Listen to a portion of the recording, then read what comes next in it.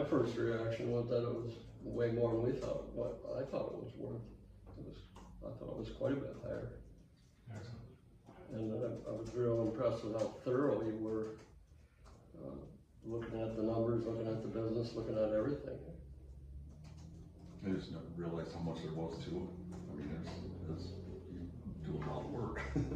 I talked to my financial guy, tell him I got the same guy, but we had planned on stopping after this year anyway. We were just gonna stop the business, have an auction, sell the real estate. We were just gonna close the business. Yeah. And then we thought about that for probably three or 4 years. We talked about how we're gonna end this.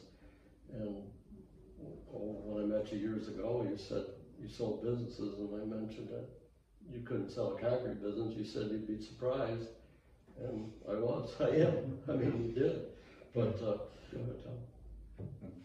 I think fit is just perfect. I couldn't imagine having a company that's so much just like us.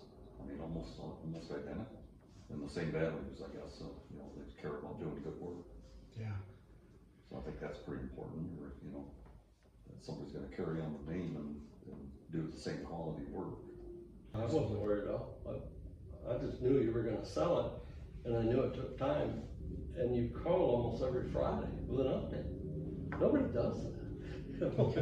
And if you missed a Friday, which I don't know if you did, it was Monday. And here's where we're at. And as far as the buyer, you couldn't have found anybody more similar. It does the exact same thing, except 3 times the volume that we do. I don't know how you found that guy, but you did it. And he's, like us, was making money, and he's looking to do something with his money. What's been the biggest surprise, I guess, Louis? The biggest surprise? Yeah, the biggest surprise. How much we got out of the business.